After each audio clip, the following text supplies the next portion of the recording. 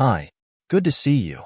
As soon as it got dark, the dogs went silent, the lights went off in the houses, and a heavy silence descended upon the area. With each passing moment, the universe dozed off, preparing to awaken with the break of dawn and unveil its magnificent magnificence. Dear Anna, as she gazed up at the stars from her front porch, a girl of about the same age sat quietly. The stars were bright, the kind that can only be seen in August. A person dipped little seeds in phosphorus and then released them into the sky, as if scattering them. Prior to the arrival of cold weather, if she had departed, Anna would have trembled and pulled her lightweight shawl closer about herself. The summer heat was already upon us, and soon we would be welcomed by cold days. The changes in nature were sad and distressing, but the real sorrow for Anna came from being entirely alone since she had laid her loving husband to rest. Days had gone since their funeral. Looking up at the stars brought back a memory of nights spent on the porch with Michael, where the two of them would occasionally catch a glimpse of a shooting star. Her husband would make fun of her whenever she failed to grant Male's desires, telling her that she should just ask for something easy because her wants were usually too lengthy. However, is there anything that could be more basic? It had been about a decade since they were married, and throughout that time, Anna and her husband had hoped to start a family. However, despite doctors' best efforts, they were unable to conceive. Eventually, Anna recalled the length of time she had to wait for the test results, the process by which she achieved. Nervous, the outcome remained unchanged: infertility. At times, she felt as though she was going crazy. On occasion, as she strolled down the street, she would gaze at the baby strollers. Seeing those precious little angels made her dream of one day walking alongside one. But fate had other plans. No children were born to Anna. Michael once brought up the idea of adopting a kid from an orphanage, but Anna turned him down. She informed her husband it was impossible for her to love a child who wasn't hers, even if she loved looking at children. May triumph over the obstacle of caring for a child she had never carried or borne.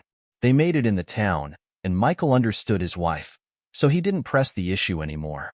They relocated to the town because Michael farmed and Anna worked at the library. Despite being originally from the city, they both ended up in the town shortly after getting married. Michael, who had a small auto shop in the city, was experiencing troubles with his business when they got married. It was making money for Mal before he encountered a slew of crises and realized he was losing money. Afterwards, Anna inherited her modest home from her grandmother in the village when she passed away. The village was the grandmother's home. A lovely and generous woman, she was his father's mother. Despite Anna's deep sorrow over his passing, her husband offered her solace. Having his support at the funeral was crucial. After talking to residents at the memorial ceremony and taking in the countryside, Michael saw an opportunity.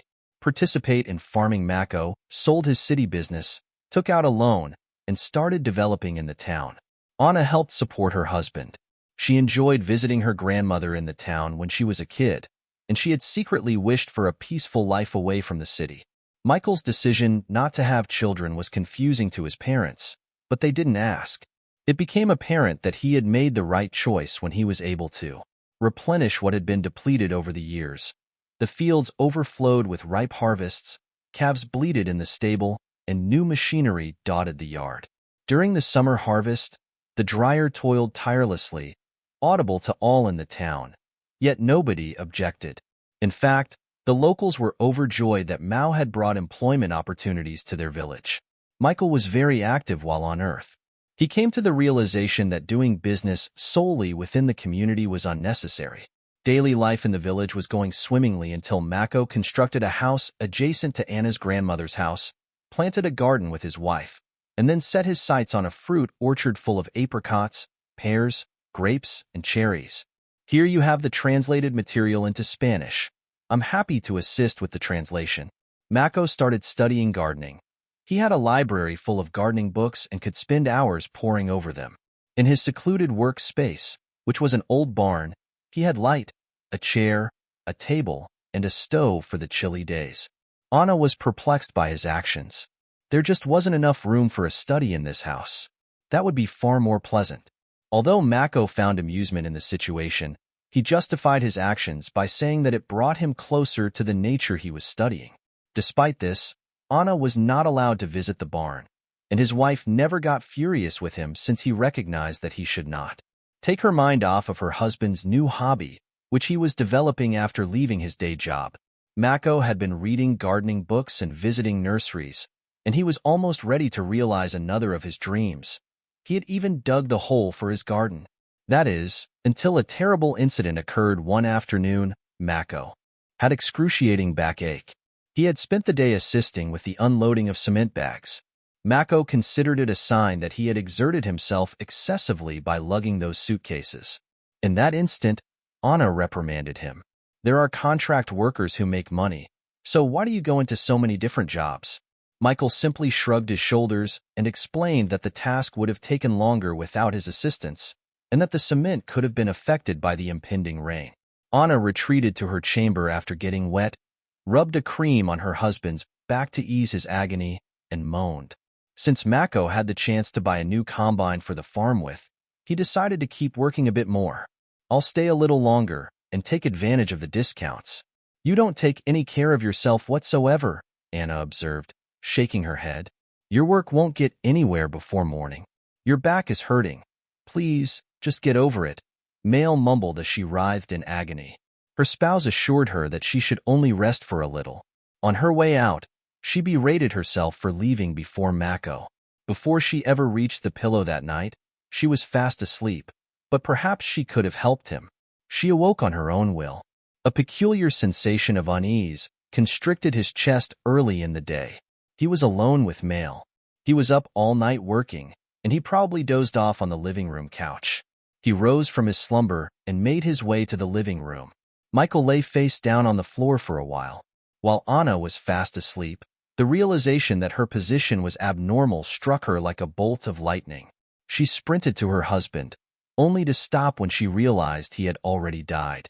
In her panic, Anna screamed at her neighbors. They listened, sprinted over to aid her, and later informed her in the morgue that Michael's heart was as frail as an old man's. Why and how? Mako, my friend, never once grumbled about his heart. In this regard, the pathologist made a comment. Strange he didn't voice his displeasure. That is not to say he was unconcerned. Michael was definitely like that. He disliked being reminded of his health issues. If something upset him, he would simply take a pill and continue with his day. He gives his best to his job, and premature fainting, a heart attack, and subsequent death. Friends from the city came to bury Anna because she couldn't believe anything could happen. Everyone in the hamlet, including the local officials, came to pay their respects to Mako and express their deepest condolences for his passing. However, the weight of grief fell primarily on Mako's parents. After the funeral, Anna still couldn't believe he had passed away. Anna rejected her parents' demands that she go back to the city. She was determined to carry on Mako's work. Even though she was eager to learn, her knowledge of the agricultural business was severely lacking. Because of her resolve, her husband's parents were quite appreciative. Mako saw the farm as more than just a place to make a living. It would be heartbreaking to witness his sudden departure from what he loved. As time went on, Michael hoped that Anna could keep him alive and protect his stellar image. The manager, Joseph, had extensive knowledge in farming and was responsible for overseeing all field and agricultural operations. He was familiar with the area from his childhood, so Anna trusted him. But now the woman was starting to feel the weight of the responsibility she had taken on. As she beheld the starry sky, her mood deteriorated. Suddenly, an ethereal star was let loose in the sky.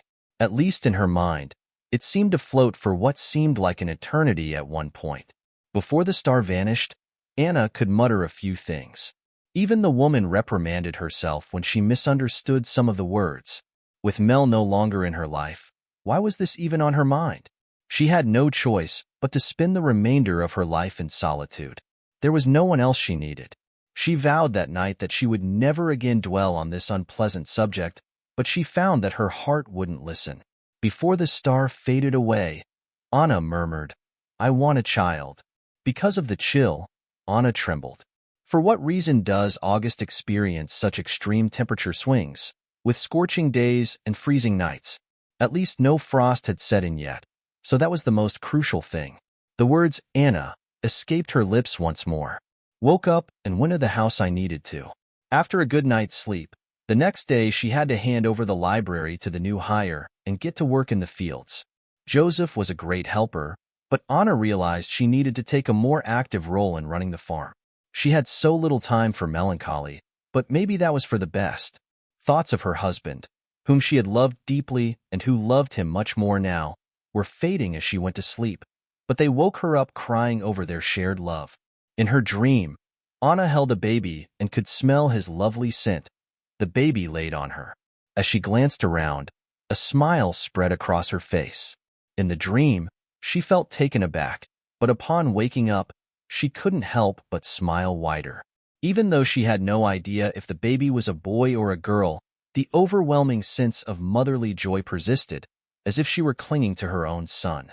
Yes, Anna had no idea who the kid was, but the memory of her husband's striking resemblance to the baby's eyes made her grin disappear as soon as Mako came to mind.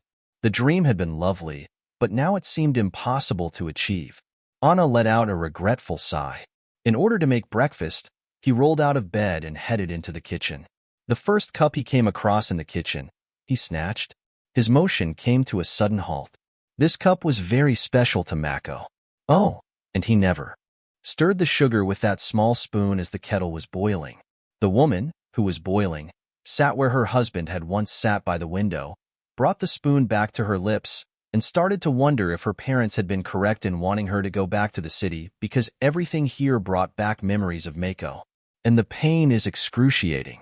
The kettle had been out for quite some time, but Anna continued staring at it. At one point, she finally spoke aloud, as if anybody else could hear her, and then she reached for the kettle, fully cognizant that she would never see or hear him again. She drank her coffee and bolted for the library. Anna had planned to transfer her duties to Nina, who was waiting for her by the closed door. Anna felt somewhat threatened by this, to be honest. The aging Nina spent her entire working life at the village school, where she eventually became the director.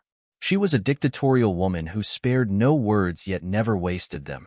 Everyone paid attention to Nina and her thoughts because of her respect.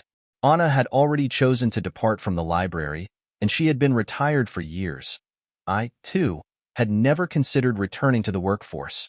No one wanted to stop Anna from finding a new responsible librarian in town, even though it turned out to be a challenging undertaking. It would be a devastating blow if the farm closed, and everyone knew it. Since the whole town had been there previously, the head of the village council approached Nina and asked if she could step in as librarian for a year. After giving it some thought, Nina accepted the position. When Anna came, she said, "Oh, I'm sorry." Anna responded, "I miscalculated the time, I fell asleep a little." Nina observed, "If you're going to run our farm this way, things won't go well." Anna understood, and she seemed to appreciate the idea. Addressed Nina with greater assertiveness. She had no business acting that way around a former director, and she'd have to keep chatting with her anyhow, what with all the library work. From cataloging books to waiting for the district commission to arrive and filling out paperwork, to name a few things. The previous log library was abandoned by Anna and Nina. Anna lamented that I was unable to get any work done in the field today as the sun was setting. I can only pray that Joseph will be able to deal with it on his own, Nina said. Trust Joseph. He's an excellent agronomist and a capable businessman. However, he could use an assistant. He's still clumsy when it comes to paperwork and has never mastered the art of communicating with upper management. With that, Nina, I will not let Marco down. She whispered back, "That's the right thing to do." And the ex-director turned librarian nodded in agreement. Nina softened her tone and said, "My darling," after giving Anna a thoughtful glance. "Would you be down for a beer with me?" Anna glanced at Nina with a puzzled expression on her face as she responded, "Yes, that's a good idea. Come to my house." Nina responded with enthusiasm and a subtle smile. "I really don't have anything prepared, but we can think of something." With that, Nina ended the conversation. Seeing her co-worker through new eyes softened her perception of her strictness. Although they had get to know each other better throughout the workday, they were still rather impolite. Nina, despite what many in town said about her behind her back, was just a regular girl who smiled and laughed. Manner. Entering the house, they were gentle, even maternal. While Nina dashed through the rooms, Anna hastily made her way to the kitchen. The guest commented on how well-built Mako's house was. Upon entering the kitchen, he noticed how well-made everything was. Both of you are remarkable. He has talent and you are a wonderful homemaker. I love this place. In response, Anna asked, "Who needs this comfort now?" As she spoke with her eyes barely holding back tears. I refuse to spend any more time in this house. Magician is all I can think of. I have work to do at the office tomorrow before heading out to the field. It's fine if you'd like to try something new. Nina warned that breaking your heart was unethical due to duties. While Nina acknowledged that her hostess was going through a tough time and that everything brought her memories of her husband, she insisted that she was doing it for herself. Anna stared at the guest in disbelief as Nina proceeded, "Please, put away all of your belongings." Then, "I don't understand why Mako's photo is still in the room. It's our responsibility to remove it. It's easy for you to say." Nina, Anna, and I are all wondering, how can I do it? Deceive him with these details. The photographs bring solace to my soul. What you are saying is completely absurd. While they sipped their tea, the former director told Nina a story about her college years. She was married for the first time while living in the city, loved her husband deeply, was expecting a child, and was planning to take an academic leave due to this. Tragically, her husband was run over by a car. Nina smiled sadly, but her story was far from over. Automobile and passed away while receiving medical treatment at the hospital. The young woman was heartbroken since she had lost her beloved and the meaning of her life due to a miscarriage that occurred during the second trimester of her pregnancy. The doctors informed her that she would never be able to have children. We're disoriented. After she mysteriously disappeared, her mother brought her to town, where she started to slowly get better. She worked her way up to teaching and eventually met Bradley in a district-wide teachers' meeting. In a different place, he was a math teacher. He was an intriguing young man. He was a widower. His co-workers whispered to each other. When Nina heard about Bradley's story, her young son felt a profound empathy for the people involved because he recalled his own experiences after his wife died while giving birth. The youngster was just a few years old at the time.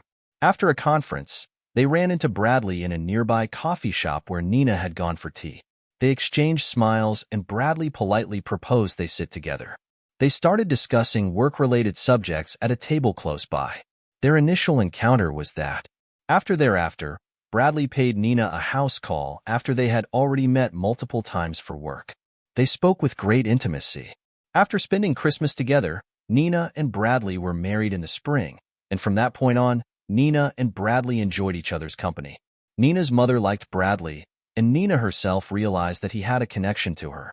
From the very beginning, Ryan referred to Nina as mother, and he transformed into. He mentioned that a lot of time has gone by, and that everything is okay with his only son. Ryan is well off, lives in the city, and brings his family, wife and 2 daughters, to visit his parents every Christmas. Nina is very excited to finally see his granddaughters, whom she loves dearly. Visits made by her son, wow. Anna cried, her shock plainly visible. "I had no idea your son wasn't biological." Nina grinned and explained that, although she didn't give birth to him, she was still considered his biological mother. "For Ryan, I suppose I became her biological mother, and that's the reason I'm telling you this, Anna. You have to know that life goes on even after a death in the family." Just before she left, Nina reiterated her words of wisdom. Life goes on, and Anna didn't stop thinking about the seasoned director's advice as she went to sleep, and she got ready for her new work first thing in the morning. On her first day of work, Anna was overjoyed to see Joseph already in the office. She asked the elderly agronomist, "Are you going to come with me to the field, or you'll remain here?" "I've already decided to stay here, Anna. I need to double-check some paperwork. If you need anything, Joseph, I can handle the soldiers on my own, but the paperwork is a bit of a challenge." Anna sought advice from Madeline, a seasoned accountant with years of office experience. Still, it became apparent that transitioning from librarian to farm leader would not be an easy task for Anna. On the other hand, a surge of confidence washed over her, and she knew she could pull it off with the support of the wonderful people in her life.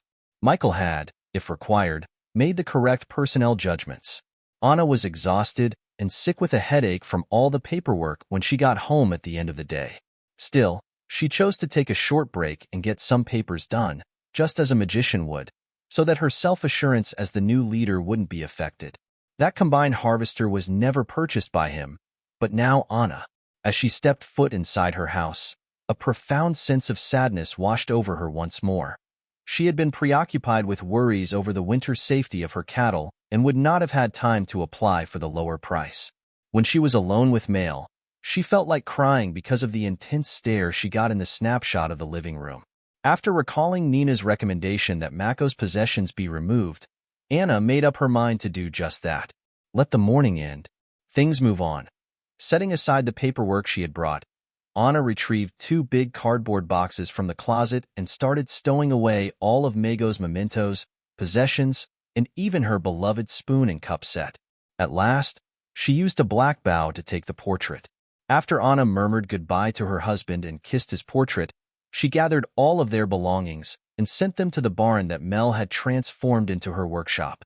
It was the first time that Anna ever used the key to turn on the light in the barn. Mako had renovated it entirely, so she had been going there ever since, in Mako's opinion, and was her exclusive domain, and she developed an obsession with it. Leaving her superstitions and uncertainties at the door, she examined the room after apologizing to her late husband for violating her realm. He chose to stash the containers in an unused closet tucked away in the far corner of the cramped office. From inside, the barn gave the impression of being an office. Plaster had been applied to the walls, and a low-priced rug covering the floor that was painted a neutral color despite the furniture's age, it served its purpose as a work area. Thanks to Mail's expert organization, the space was pleasant and productive. Anna was taken aback and pondered why Mako had never told her about his impressive office. After all, she was always busy with the library and housework. Seated in contemplation, she grinned melancholily at the desk where she did her work. The hefty notebooks were arranged next to the gardening books. Anna selected one and leafed through its contents. Mako was actually reading and taking notes. Also found were notepads containing information gleaned from several seminars. It appears that she has studied under various agronomy majors in the past. Just as Anna was about to bring one of the notebooks closer to the desk, she heard something drop from it. She bent down to examine it. Curiosity prompted Anna to take a closer look at the desk, and she found a small, neat key that seemed to fit in with its intended purpose. She opened the biggest door and discovered a tiny concealed compartment, even though there didn't appear to be any closed ones at first look. The identical key also worked. Anna was paralyzed with fear when the lock clicked inside. Even if they had a safe at home for documents, Michael may have concealed something here that she shouldn't be aware of. As Anna emptied her pockets, the thought occurred to her that money and such matters were likely merely a few elements connected to gardening. Inside the little drawer, she discovered a notebook that had been rolled up. This journal belonged to Mako. People sometimes find it uncomfortable when men keep diaries.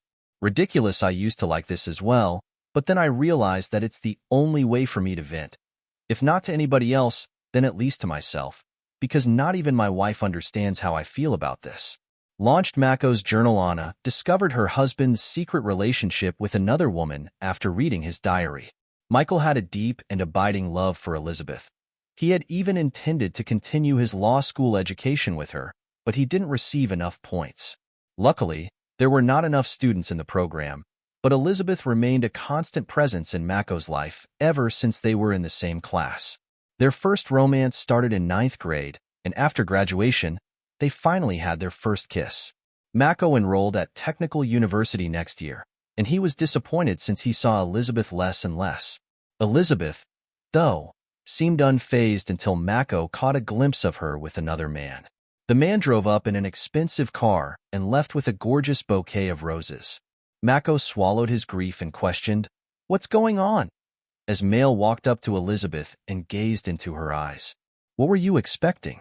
The girl laughed, "And you're just a friend." In contrast, Max is the one Mako loves. That all we had was experience. As Elizabeth shrugged and hopped into the car with Max, Elizabeth's new suitor asked in a condescending tone, "Friend, did you understand?" Mako stood by as if they had spit, wanting to yell out and throw bricks at the car, but he restrained himself. That night, he drank so much alcohol that he couldn't remember anything. The following day, he had a conversation with his dad. Preparing food time went on, and neither Mako nor Elizabeth sought out contacts with each other anymore. Mako's father groaned and shook his head, trying to persuade him that there would be enough other females for Mako. Mako disagreed, though, and he loved Elizabeth very much. Finding out that his ex-girlfriend had wed a wealthy man with the same Max was incredibly upsetting and hurtful for him, so he vowed to himself that he would never again let a woman into his heart. He was in a few relationships, but nothing serious. He picked out his friends.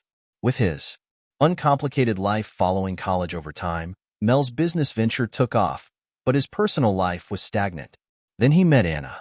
To be honest, Mako initially assumed she would just be another one of those flings they'd try, and he would eventually leave her to. Upon first observation, Anna did not appear to be anything out of the ordinary. She appeared to be a college graduate and aspiring librarian. However, something changed when he noticed that Anna was not as beautiful as Elizabeth. A minute passed without her occupying his thoughts. Anna's beauty was genuine, not fake. Her Mao's eyes dipped into that blue well, but he rejected it as love because he had found himself and had experienced true love before. Elizabeth accompanied her husband as they went to his auto parts store. Elizabeth pretended not to recognize him, so her husband didn't either. She whispered to her husband to keep gazing at the label of an expensive motor oil before she finally spoke out and smiled at him. "Rudeness, I'm getting married soon," Mako answered right away. He likely said it out of spite. But why? Elizabeth, not Anna, was his intended bride. She simply shrugged her shoulders in response to the response. Mako was enraged by this. That same night, he also proposed to her, so he clearly doesn't care either. Union with Anna. Mel recorded in her journal how overjoyed the girl was. "It was as if she treated me like a deity, and that made me feel guilty. I made a pledge to love her even though I didn't feel any emotion at the time. Before we left the civil registration, I loved someone else. After we hugged each other at night, my life took a dramatic turn." But when Mako ran into his first issues in the commercial enterprise, it was during Anna's honest efforts to reassure and soothe her spouse that her first comparison occurred to her. I can almost see Elizabeth's reaction. She would have fled the scene without giving it a second thought. But Anna stayed put, showed no fear of poverty or hardship, and wholeheartedly backed her husband's proposal.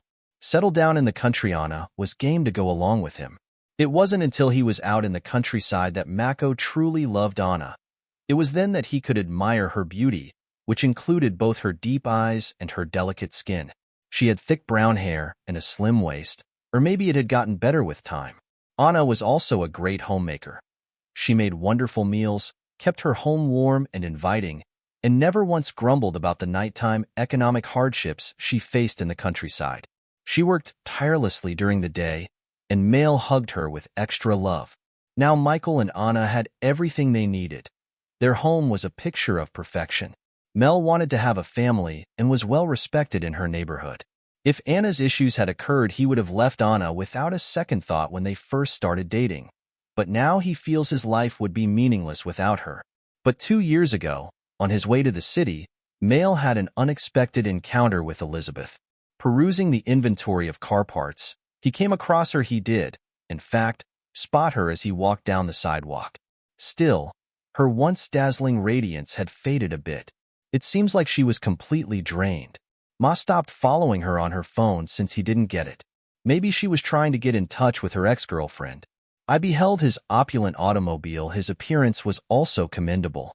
A shift occurred on Elizabeth's face when she recognized him. "Greetings," she exclaimed, clearly unsettled. "Excuse me, but he needs a ride." He grinned.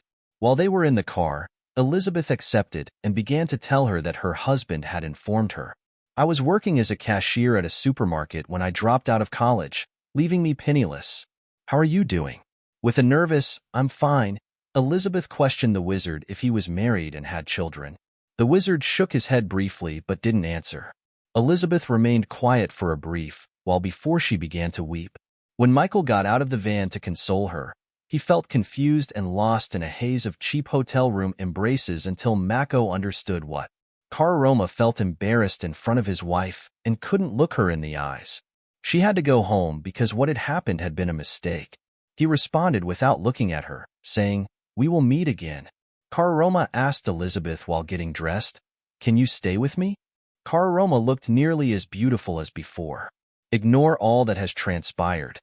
This is the treatment I can expect from you, despite your undying love for me." Elizabeth yelled out long ago. Something happened, but today, it was all a mistake. "I love my wife. I'm sorry I said that." Michael left the room while Elizabeth was crying. He felt sorry for her and embarrassed by his actions. On the plus side, they were even. He tried to put the incident out of his mind, but then Elizabeth called him. She had found his number through mutual friends. "Hello," she said. "I'm pregnant." He asked, "What does that have to do with me?" Unsurprisingly, Ma was not convinced, promptly and requested that Elizabeth stop calling, but she remained agitated. The following day, he texted her, assuring her that he would inform his wife of everything. At that moment, he yelled out for the phone, telling himself, "Don't you dare call my wife. Whatever happened between us was wrong, and I have no idea if it has resulted in a pregnancy." He slightly regretted his statements after hanging up the phone. After all, he and Anna had no children and had little chance of having any in the future. However, what? Bring attention to Elizabeth's son, he quietly retrieved his wife's phone and tossed it into the lake that night because he couldn't harm her in that way if Anna found out. He hoped Elizabeth would accept his new card the following day, so he went out and bought her a replacement. I was unable to locate Anna. It was her estimation that was right. Nobody irritated Anna. After waiting a few months, Elizabeth eventually contacted her to inform her that she had given birth. "Abortion is not an option for me."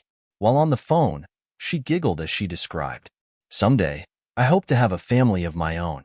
I couldn't believe what I was hearing. "You abandoned the youngster and left him to fend for himself?"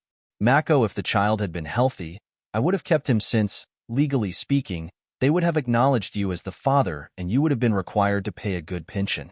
Instead, I sent him to an orphanage," as Elizabeth asked. "By the way, which orphanage did you deposit him in? It's not fun to deal with a sick child." Mako clenched his jaw and demanded. Elizabeth remained silent throughout. "There is no doubt in my mind." He chuckled and ended the call, and Mako stayed up all night worrying about his next move. Just then, he had the bright idea to get a room in the barn ready. In addition to keeping up with his thoughts and writing in his journal, he started studying horticulture. Tales of his past he recounted. It was thought about what was to come, but he was unable to divulge. He kept to himself for fear of betraying his wife, and since he knew the men in town were more likely to gossip than the women, he avoided talking to them. At last, Mael mustered up the nerve to seek out the youngster that Elizabeth had left behind. Although it was challenging, he was able to find the whereabouts of the child, who was already months old, with the help of bribes paid to the social services department and the maternity hospital.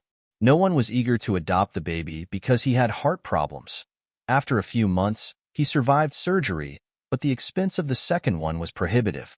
Mako was still skeptical that he could afford it, even after liquidating all of his assets. At the same time, he had a DNA test done, which proved the baby was his. But now what? In the past, he had kept his affair a secret from Anna, and now he had to break the news that a very sick child was involved. So far, the wizard has chosen to remain tight-lipped about it. To cover the cost of the child's treatment, he just started paying regular payments to the shelter. Nevertheless, he was simultaneously seeking methods to acquire the funds required for the surgical procedure. Her financial situation got more problematic, but she had to keep her farm running. Okay, no issue. An additional source of poor spending should not have been suspected by Anna. Despite his fragile health, he toiled away, but eventually, his heart just couldn't handle it.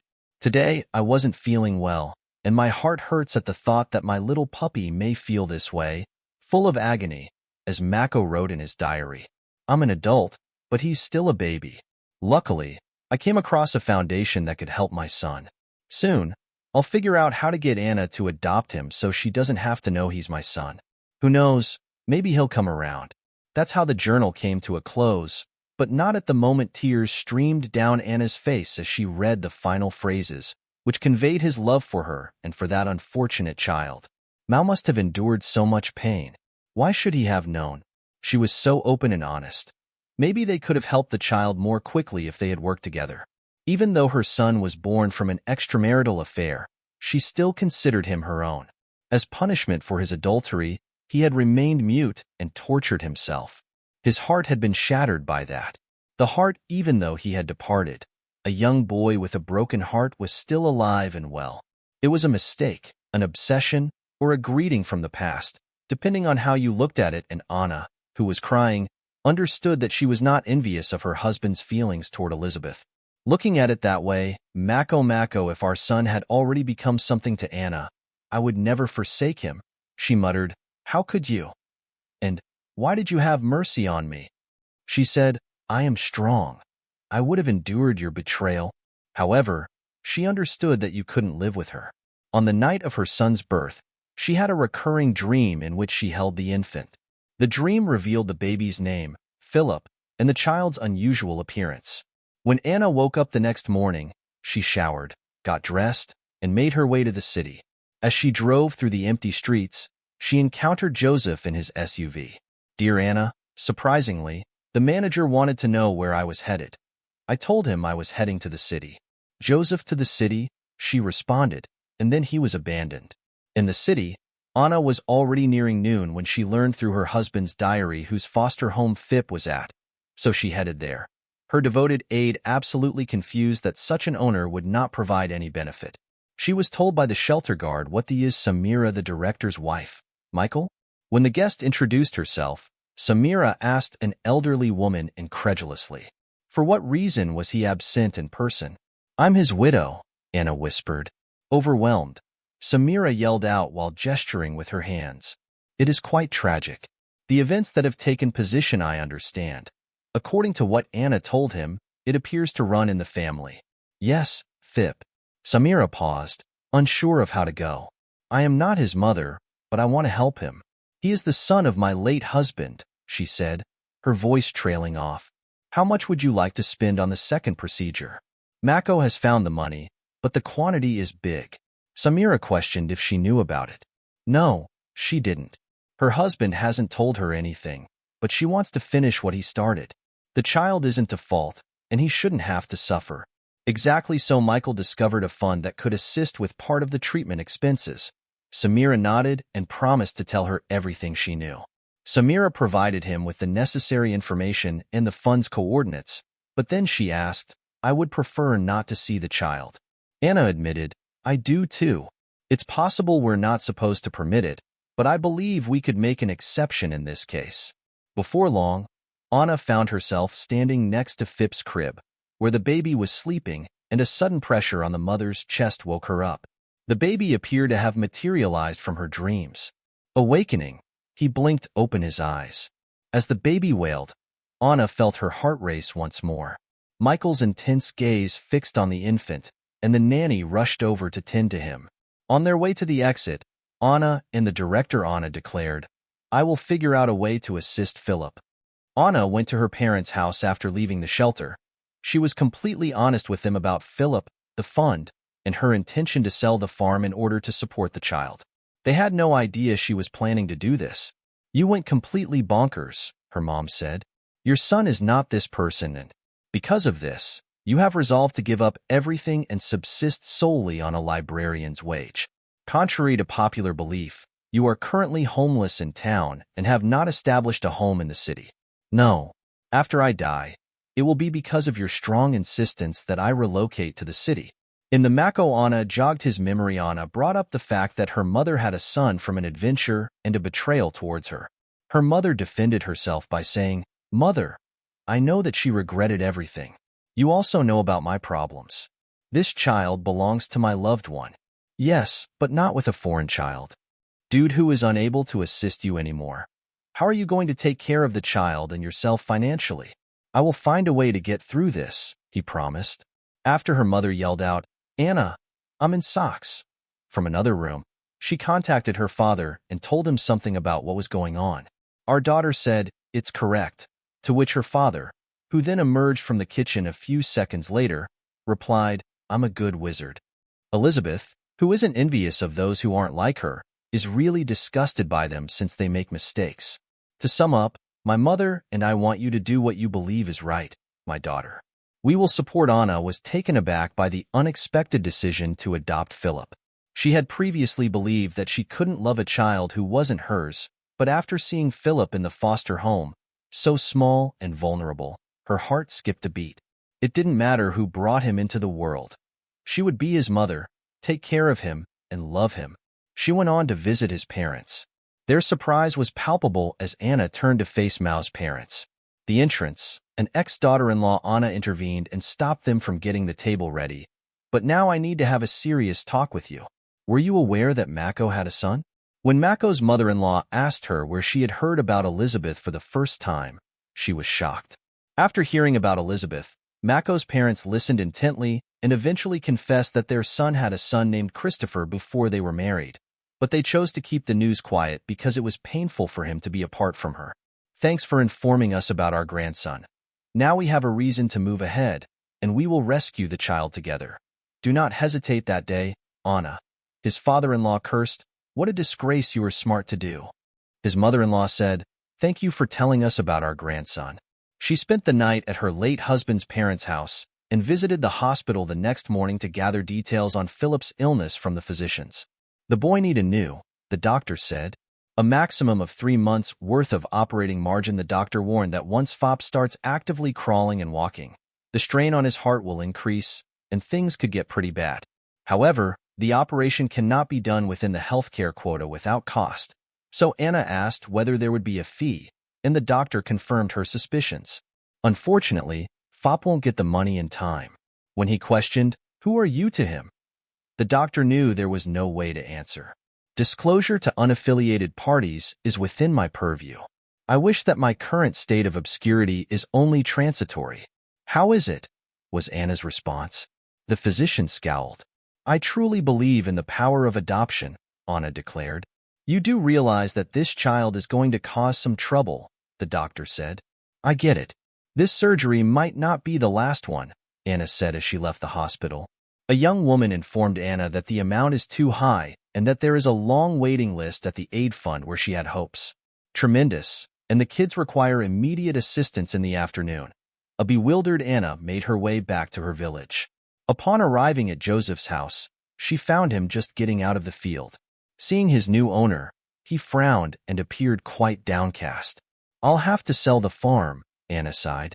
Anna proceeded to tell Joseph the story of Philip. Joseph listened intently, feeling the weight of the situation on his shoulders. He pondered the possibility of selling everything, including the farm and all its possessions. It will be months before you can claim the inheritance, Anna, even if it is worth much more right now. I agree with you. I totally disregarded the fact that Anna acknowledged Joseph. I am at a loss as to what to do. Hey there. I'm Michael's son. He is so little. How can I leave him? Joseph considered postponing the harvest until late fall and selling it to intermediaries at a greater price. But then he realized that almost everything would have to be sold, and what would happen to the seeds? Advice on what to put in the. It is possible to butcher all the dairy cow during winter, but Anna, are you certain that this child is actually Mao's? Joseph gasped, wow. It surprised me too. Anna responded in a subdued tone, don't cry, my darling. She queried with caution, I'm sure I found a report from a genetic laboratory in her documents. As Joseph embraced Anna and gently stroked her shoulder, he reassured her that everything would be okay. I'm trying to understand, find out, Anna said. But in the end, she was devastated to learn that her husband had betrayed her. It aches my envy, but you need not fret, my darling. Your heart will discover peace. Brought solace to Joseph. Furthermore, by quickly assisting the underdog, you are acting morally. We will figure this out, and who knows? Maybe we may even hang on to the farm. So relax. Before long, word got out among the local farmers that the late Mako had a sick son, and Joseph didn't let them down. Independently, the men set up collections. They rallied their friends and friends of friends, who in turn rallied theirs. The fund started to build up gradually. Anna, who did? The town and visits to the city hospital are always taking up space.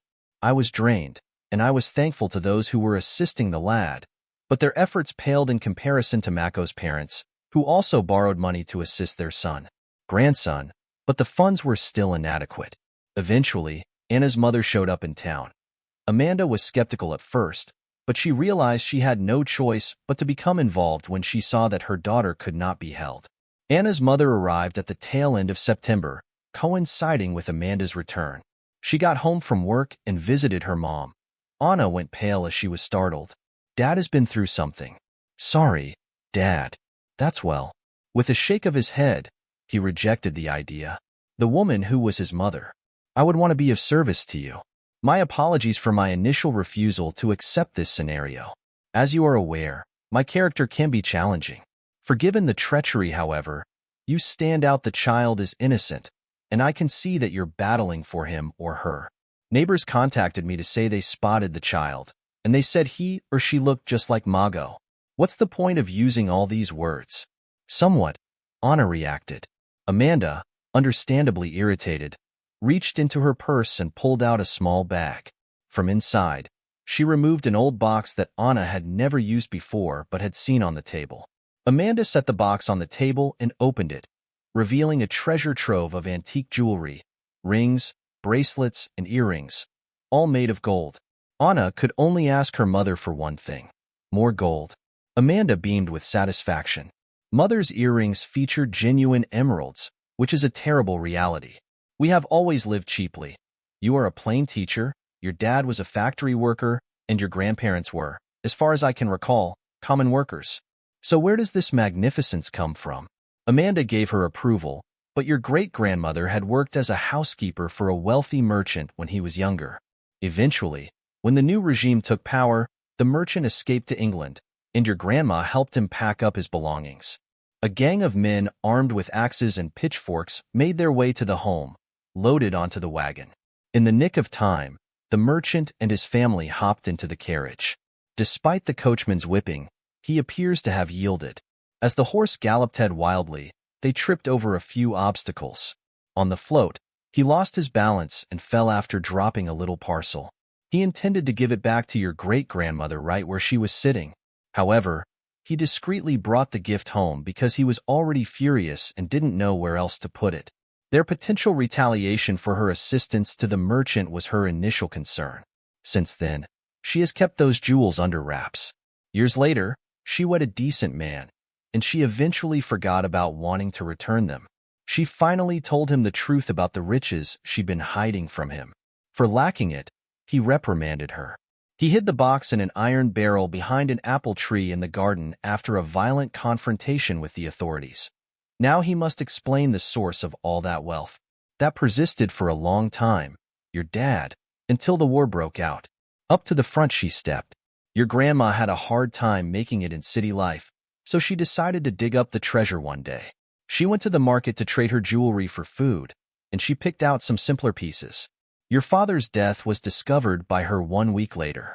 Crying, she placed the blame on herself. Because she felt guilty about taking something that wasn't really hers, she buried the box and never opened it again. Just before she passed away, she told your mother about the treasure, but your mother warned her to keep it hidden and never use it because it had an otherworldly quality. Even after all these years, Amanda's mom never forgot her own mother's advice. It wasn't until right before she passed away that she reminded her daughter of the jewel box and how she was told not to touch the diamonds until their rightful owners came forward. Alone to sidestep problems, Amanda has a long-standing superstitious phobia of this box, which she visits frequently at the country estate. She often stares at the spot where an apple tree once stood, wondering what valuable treasures could lie inside.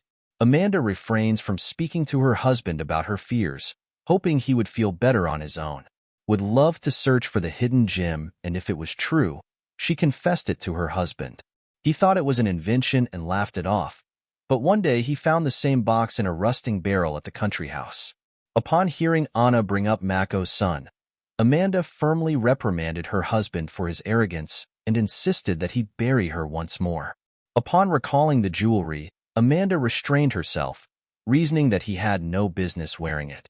However, she did note that he had a peculiar dream in which he was strolling through a field filled with. In the midst of a beautiful, sunny day, as she watched dragonflies and flowers flutter by, she heard a commotion and a cry. Anna beheld a white bird in the sky, its beak laden with. When a hawk swooped low above it, grass swam wildly before the white bird swooped down like a stone, brushed against Amanda with his wing, and released what was in his claws. A small box fell at his feet, as if the bird were trying to tell him, "It's yours." After Amanda woke up and couldn't make sense of her dream, he told his spouse Jonathan, who merely scoffed and advised her to cease viewing fantasy films. Yet, they locked eyes in an instant, and perhaps it was time for Amanda to inquire with some uncertainty, who knows? Perhaps Jonathan shrugged his shoulders. But what if the jewelry is cursed and doesn't bring good health? Amanda, you're aware of Anna's suffering, and the child is so young.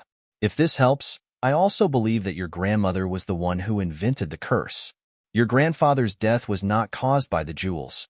Do you have any idea how many? After reaching a consensus with her husband, Amanda and her daughter visited the family's rural home, where they unearthed a long-lost box.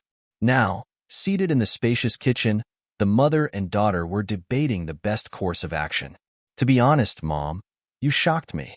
I believe in the curse and these jewels could truly help save Phip, but how are we going to use them?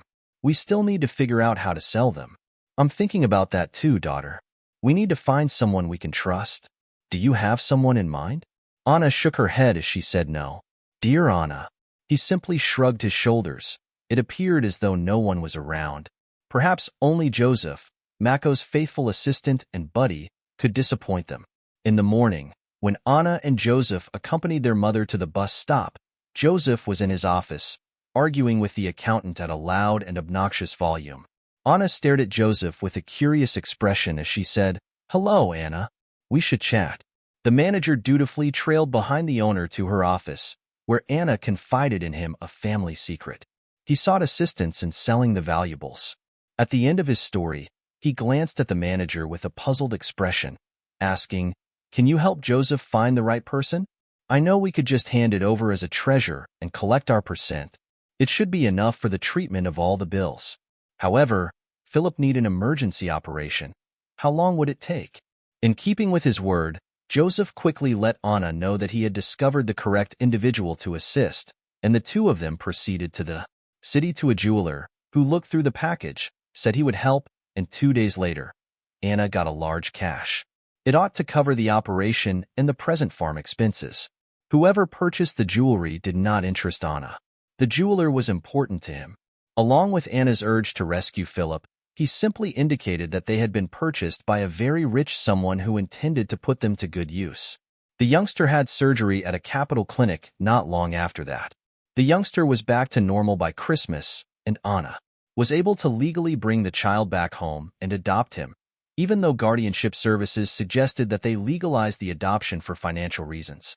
Despite calls for state assistance, Anna remained firm in her belief that she was best suited to raise her kid, who was born to her husband, on her own. After 3 years of living in the countryside, Anna and Phop during this period, Anna took charge of the farm and oversaw its operations. Her business dealings with Assurance Phip was a bright and energetic kindergartner who made Anna proud. He had no trouble reading poetry or singing at school events, and he was consistently named the most creative and active student. Joseph, her devoted assistant, remained by her side.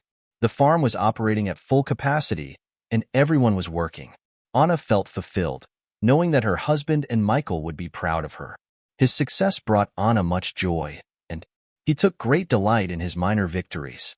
Philip had a deep affection for his mother. What was the frequency with which he harvested garden flowers for use in bouquets?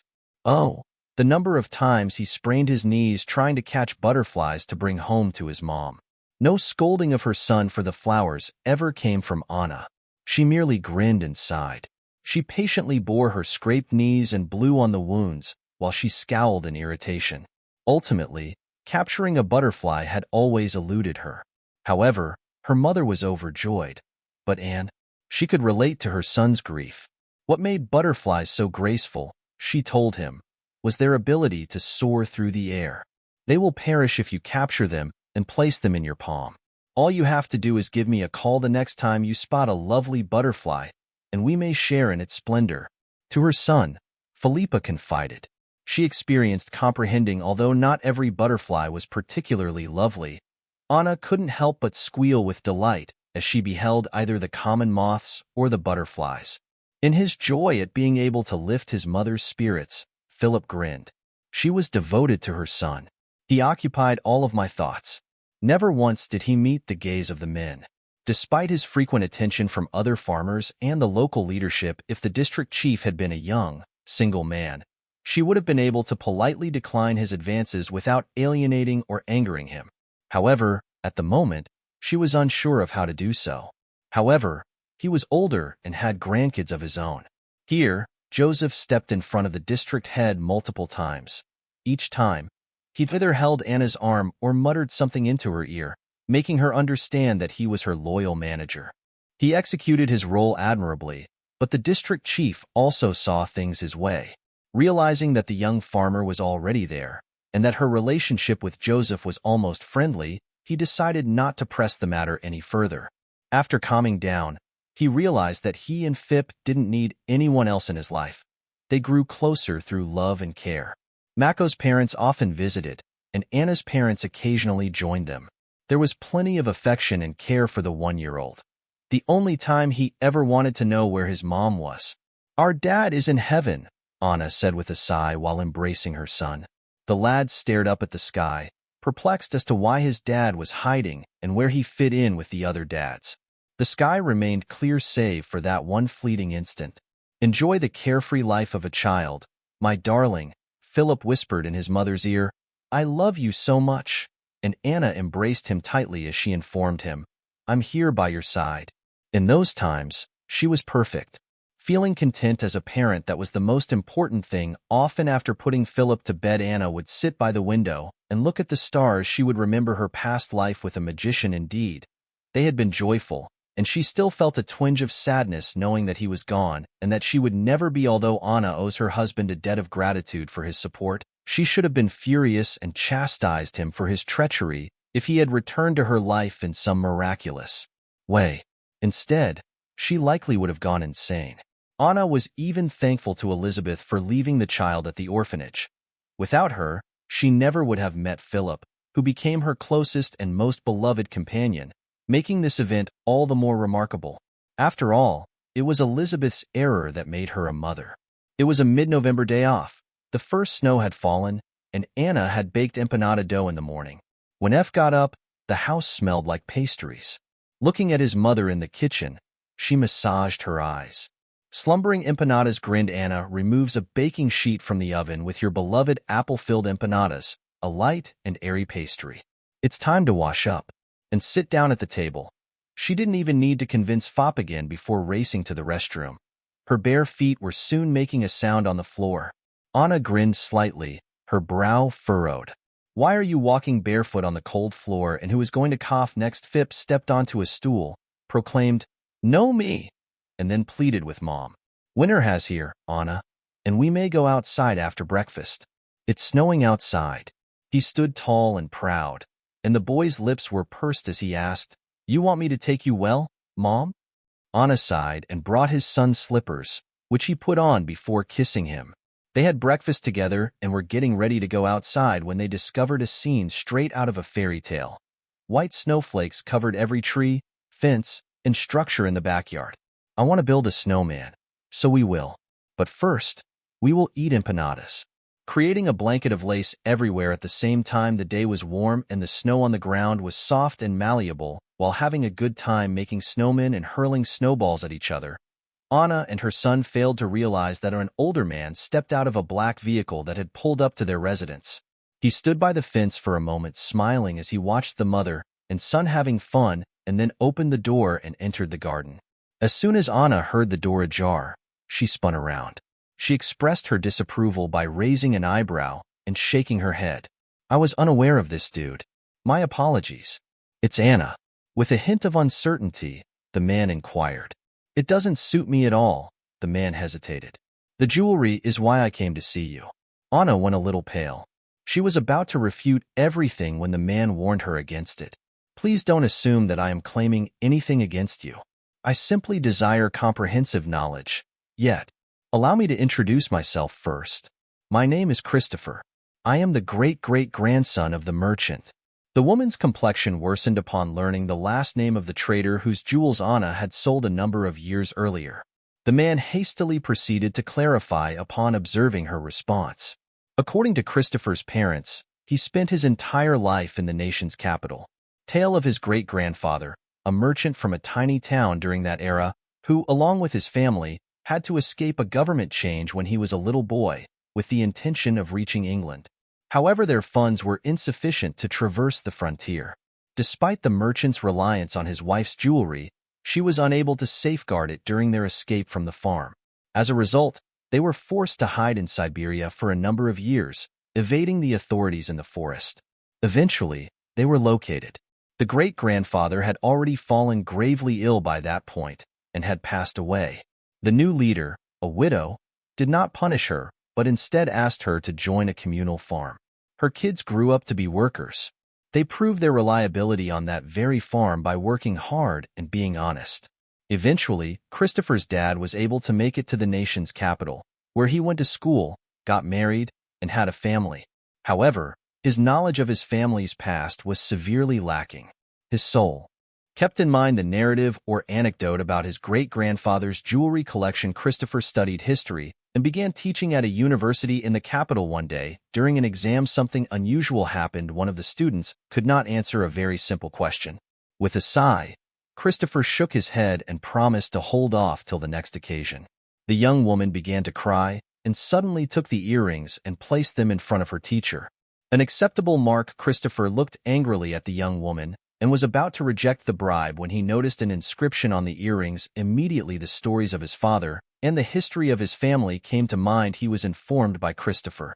He then proceeded to inquire as to the source of the student's earrings. She spoke after she had calmed down a bit and said that her father had given them to her after purchasing them at auction for a substantial sum. This piqued Christopher's interest. It is possible that they are the identical jewels that his great-great-grandmother misplaced. Back when, after getting the grade she wanted and returning the earrings, he told the student, "You shouldn't be giving away these kinds of things." She left, pleased. After receiving her father's phone number, Christopher contacted the student's father to inquire about the auction, followed by a visit to the jewelry's owner, a jeweler, where he painstakingly gathered information and learned about Anna's need for financial compensation. Anna inquired, "I came here to find out how these diamonds ended up in your hands." And now Anna told him her story. Christopher smiled, but in reality, "I wouldn't refuse it once she understood. Though I will spare you the specifics, focusing instead on the meat of what happened after. She was only able to afford the son's emergency surgery because of the jewels she had been given in the wake of her husband's death. Nice to hear that these gems were instrumental in saving your son's life." Chris wore a broad grin. "This is not a fictional story anymore. It is a fact. You did the right thing by letting someone else enjoy the diamonds now, so there's no need to worry. I won't ask for anything. Even without them, I managed to get by." Anna met the gaze of the visitor. What an incredible gentleman he was to welcome him to his home and lavish him with cakes and tea. At his side, "Every time your comment about the boy is very charming, dear Christopher." Anna merely grinned slightly and flushed. "Of sure, Phip, but I think he looks precisely like you." After spending some time with Anna, Christopher said goodbye. Despite looking more and more like he was still the most beloved and important person in her life. Anna spent the rest of the day wondering what on earth this strange guy was. Christopher had traveled hundreds of kilometers to uncover the past, and he was very noble. Instead of demanding money from Anna, he did it. Once winter ended and spring arrived, the town came alive with activity as residents tended to their gardens and patios.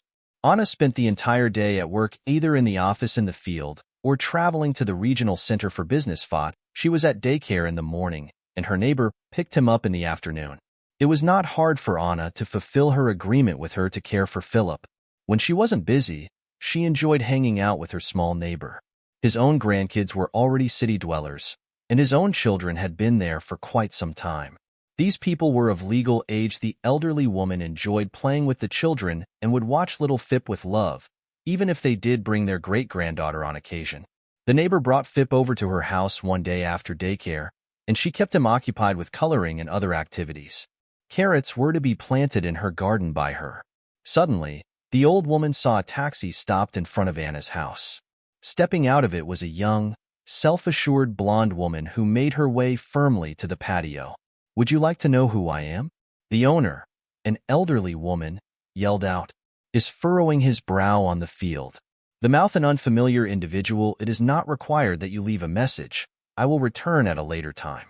The unknown traveler hopped into a taxi and drove off down the dusty town road. The neighbor neglected to inquire as to her identity or the reason for her visit. When Anna came back for her son, the neighbor spilled the beans. The blonde was taken aback. Anna was left bewildered. The stranger promised to return. A month later, after the farmers had a brief respite and Anna finally had some downtime, she and her son took a dip in the lake one day. Upon exiting the building, they noticed a woman making her way down the sidewalk in their direction. Her golden hair complemented her slim figure and towering height. Instantly, Anna recognized the blonde as the one the girl had said. "Close companion in any case, who was I?" The woman introduced herself as Elizabeth, the mother of Philip, but she paid little attention to the boy standing behind Anna while she spoke. Anna, startled by what she had heard, stared at the guest. "Because what?" Elizabeth was actually her. "Are you planning to attend?" In a quiet voice, Anna stated, "I want to take my son." Elizabeth responded with a shameless chuckle, reminding Anna that she is her son's mother. Philippe glanced between his mother and the stunning woman as he listened to the entire conversation, but he couldn't make out a word. The shocked Anna sent her son back to the home, telling him they would see the lake later and that he needed to greet the guest. Philip dutifully entered the home, retrieved his toy cars, and started playing raucous racing with Anna. Feeling calm and collected, he extended an invitation to Elizabeth to take a seat in the pavilion. Elizabeth accepted, and she was the first to arrive. Seated on one of the seats, she took in her surroundings and remarked, "You have a lovely place here. Was it built by Ma, or are you already here?" "The fact that you have it is irrelevant," Anna said firmly. "I have told you that I wanted to take my son with me, so please tell me why you came." Elizabeth met Anna's gaze squarely. "What was it that Mako perceived in you, the same quality that you seemed to lack?" Anna got back to him and carried on. "In addition, I am well aware that you adopted my son from an institution, but what gives you the authority to claim any claim to my son?" "Your treatment," Elizabeth remarked with a hint of silliness, "and you don't need to teach me how to live. No court ever gives you the child you're right about. I adopted Phip after you abandoned him at the maternity hospital when I couldn't afford to. I am not attempting to instruct you. I simply will not part with it to my son. Quit being a hermit." Standing cross-legged in front of Elizabeth, Anna was hell-bent on showing her the ropes. "It's none of your concern. It's my son and Mako's." I asked Elizabeth, "Why would you want a child who isn't yours?" while smiling mockingly. "Besides the fact that Mako has no connection to my son, Elizabeth's laughter at your supposed involvement with my son is the thing that has affected me the most." Smiled, "There's where you're wrong." Elizabeth began to reveal the truth, and Anna Mail demanded a DNA test, which I personally reviewed. He is not Philip's father, since it is not true. Story: while she was pregnant, Elizabeth had an affair with Michel. The baby's father abruptly ended the relationship. But then came Mail, a confident and successful man who was happily married. Elizabeth was certain that Mac would believe her since he couldn't forget his first love. Mel, who was honorable and wouldn't desert a pregnant woman, began gushing about his wife and the night he spent with Elizabeth. There was an error. Maybe things would have turned out differently if Elizabeth hadn't given up so quickly after meeting the child's biological father, who was, incidentally, not poor, but he tragically perished in a car accident. Feeling sad for the unborn child, while Elizabeth was left to fend for herself. About herself, why did she require this child at this time, when everyone had lied to her? The news from the hospital that the child had health issues removed any question, and she made the difficult decision to give up the child in order to survive in this harsh world. However, the hostility towards her did not go away. It too. According to her, she had a son but left him behind because she didn't want that honorable gentleman to have to go through the pain and financial ruin that would come from letting him suffer. Elizabeth was aware of the exorbitant costs of the operation and was certain that Mako would do whatever it took to find his son. In the same orphanage, he met an acquaintance who informed him that Mel had shown up. He then informed Elizabeth that he had taken a DNA test, which made everything easier as there was only one laboratory in the area, where she and her companion both had jobs. Since Elizabeth no longer cared about Mako, who had already found love with a wealthy Italian man twice her age, she persuaded her to fabricate the test results in order to win him back.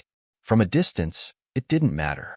After Elizabeth observed Mako taking care of the kid, searching for money, and waiting to see how everything would turn out, she stopped stressing about it. Elizabeth swooped down to Milan after receiving an engagement ring from a wealthy Italian. Rejoicing at last, all her problems had been resolved. She could put aside her financial struggles, the men's injuries, and even the child. Her life had taken a different turn.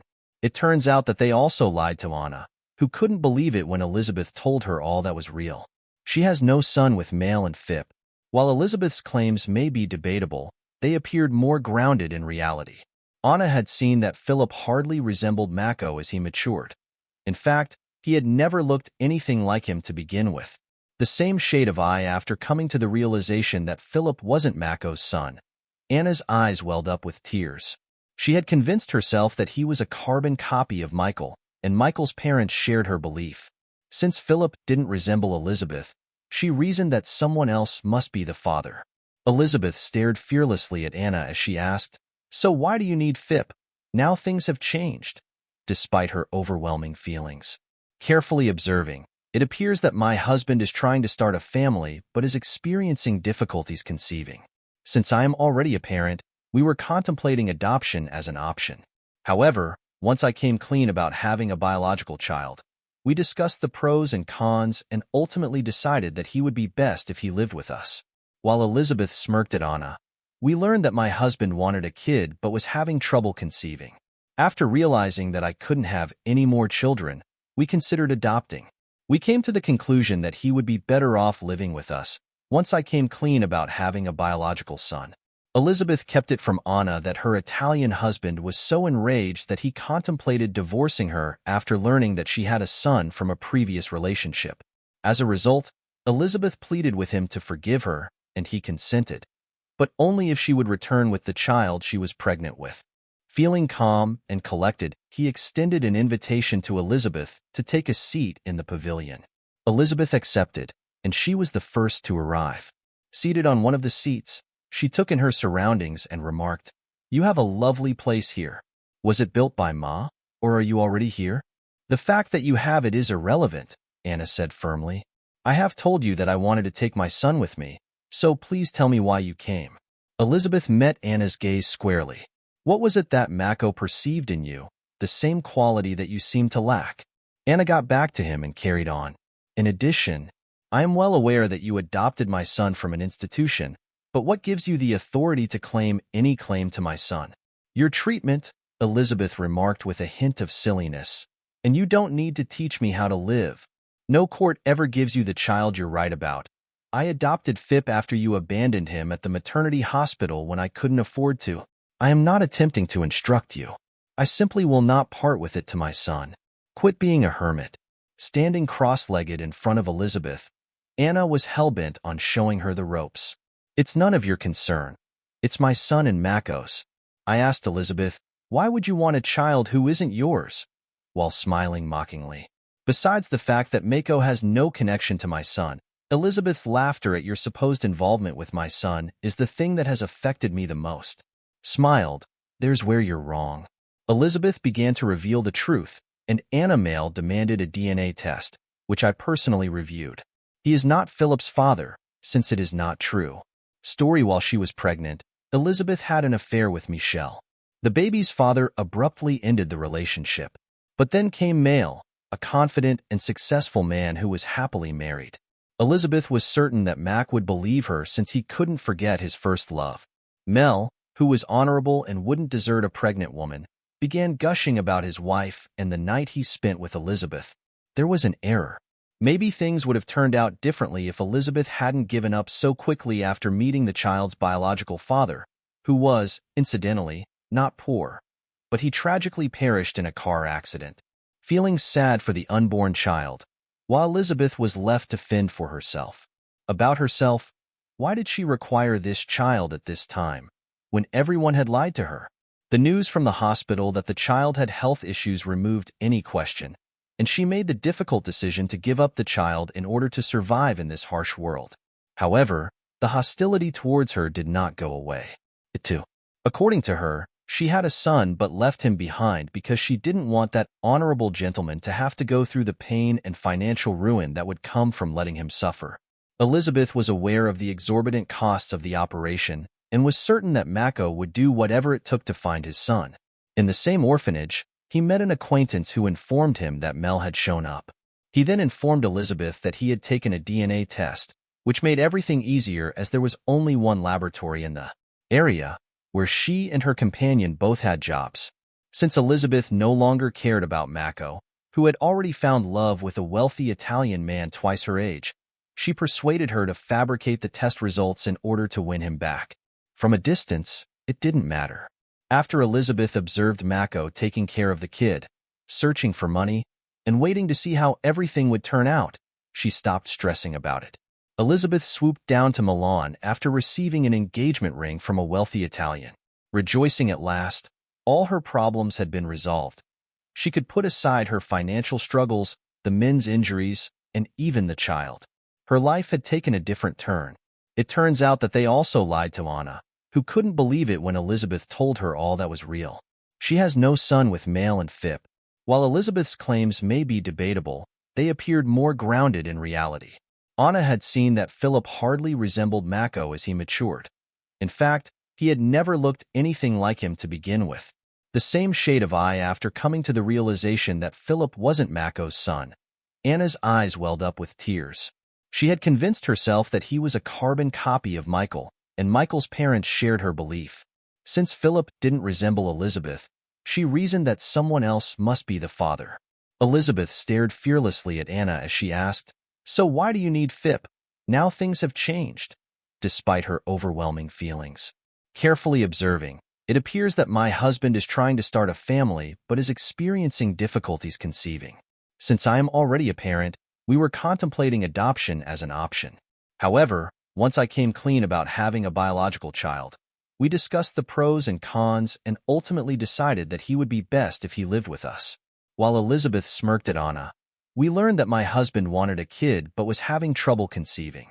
After realizing that I couldn't have any more children, we considered adopting. We came to the conclusion that he would be better off living with us once I came clean about having a biological son." Elizabeth kept it from Anna that her Italian husband was so enraged that he contemplated divorcing her after learning that she had a son from a previous relationship. As a result, Elizabeth pleaded with him to forgive her, and he consented, but only if she would return with the child she was pregnant with. Superiority. She reveled in lavish spending and taking note of the staff's adoring glances. She contacted her long-lost acquaintance, the one who had first introduced her, following her second trip to the town. Supported the genetic evaluation Alexis persisted in his laboratory work. Alexis felt a twinge of anxiety upon hearing the voice of her long-lost buddy. She had tried to put that story out of her mind, but now she wanted nothing more to do with Elizabeth, even though she knew that Elizabeth would follow her wherever.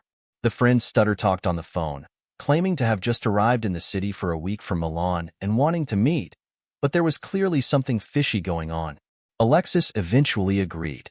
They found each other at a cafe, took seats, and they had a pleasant conversation as Alexis waited for her buddy to reveal what really mattered. At last, Elizabeth decided, "A trip to Italy sounds good to you. There, I can put you in touch with a powerful man." Despite his advanced years, Miro's friend Ahan still manages to look great. Along with his enormous wealth, he also, besides widower, Elizabeth smirked with an air of domesticity. "I believe she will find you endearing. We can unwind and go shopping together. Do you have any opinions?" A cautious, "I feel good here," came from Alexis. "Oh my goodness. You're doing good here, don't you think? Older and alone. You our guys don't appreciate you the way you deserve, and I couldn't agree with you more. Why waste time with a disposable when you can have a real millionaire? It will work out between you two, I have no doubt. Will you come with me?"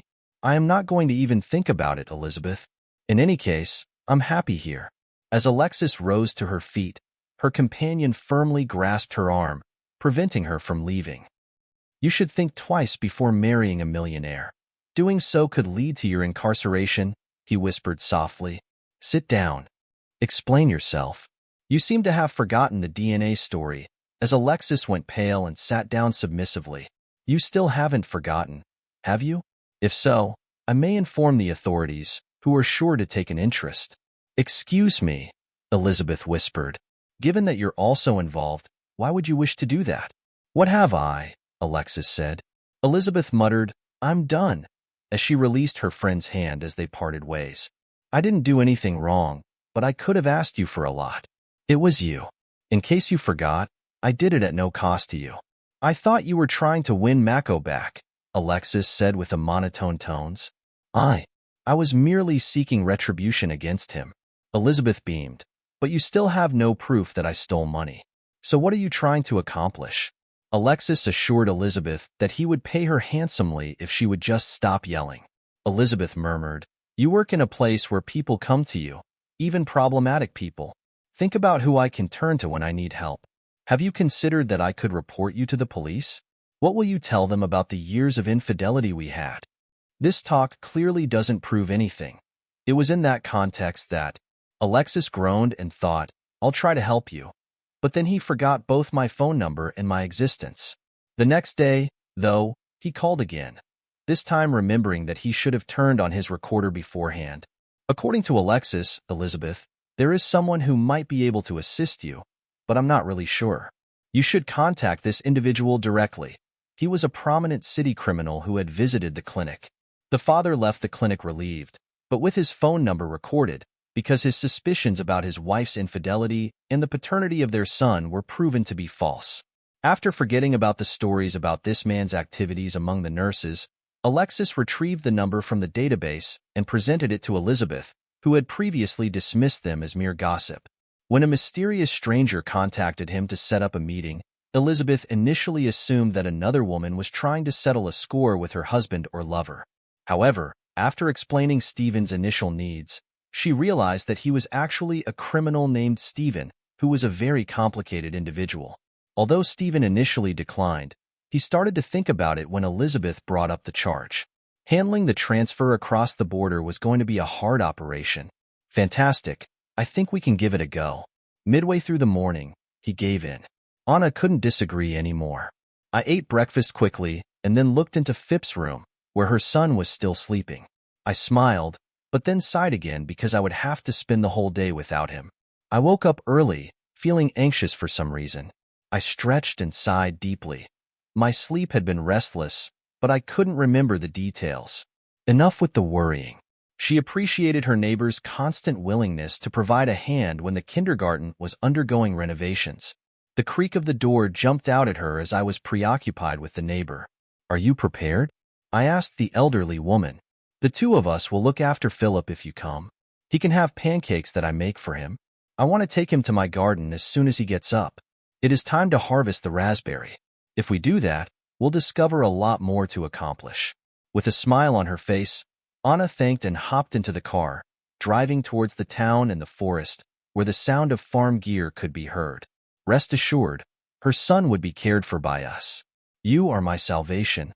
I don't know what I would do without you. Already have a presence in the. Both Magos and my parents offered to watch Philip in the city, so I should have sent him there, Anna thought to herself. This month, the kindergarten is undergoing renovations. I can't bear the thought of leaving my son even for a day, and I know he would miss him dearly. If only I could have faith in my neighbor, who is the main caregiver, I would be able to trust her. After checking on the farm with Joseph, Anna returned to the district center to sign some unexpected documents. They then returned to the nearby town. As Anna pulled into her driveway around noon, she beheld a shadowy SUV. To whom had this visitor come? She couldn't help but wonder. The door was ajar when she drew near her entrance. She began to feel anxious, as if Phop might have emerged from hiding. Perhaps the hens from the neighborhood had swarmed in. As she disturbed their flower beds, the sound of muted sobbing and rustling echoed from within the home.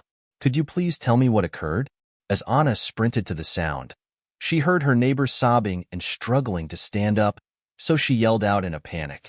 Tragically, Anna, I was unable to attend to Philip, the neighbor, and the elderly woman, who was weeping, recounted the story of how she and Fop had returned from the garden with a bounty of fresh raspberries. In the kitchen, the elderly woman prepared a dessert by combining sugar, milk, and ice, and made water for tea. Meanwhile, Fop played. Standing in the hallway with the cat, two burly men jumped out of an unidentified van and into the house. One of the men snatched Philip and led him to the neighbor's door. The elderly woman yelled out, "Anna, forgive me. I couldn't protect Fop," after a stranger shoved her, causing her to fall, strike her head, and briefly lose consciousness. When she regained it, the house was empty of the robbers and the child. When faced with two bandits, what could you have done? Anna remarked in a quavering voice, "Don't blame yourself for anything." Oh my, for what reason would they desire Philip's help? Anna contacted emergency services and the police, then sprang into her car and pursued the criminals. The car Anna had seen on the road was definitely one of a kind, and she was determined to catch up to the criminals. The woman slowed the vehicle, lowered her head to the wheel, and got behind the wheel despite her futile sprints along the dusty road. Anna came to a sudden halt as she sobbed uncontrollably at the thought of her child and her terror at what might happen to him. It finally hit her. Someone could have abducted her son. There is no one else but Elizabeth. Others lacked justification. Upon further consideration, a patrol. There was a police officer out on the road. Responding to her call was the reaction team. Exiting the vehicle in a panic, Anna broke her voice and frantically described what had transpired, all the while voicing her doubts. Now, let's get down to business. While in the car, the investigator reached a consensus and contacted his colleagues. Central location instantly, the police set out to learn more about this Elizabeth and determine whether or not she might be apprehended. However, Elizabeth was the sole object they discovered. She lay peacefully resting. She was in her hotel room, and her expression changed to one of utter shock when the cops showed up.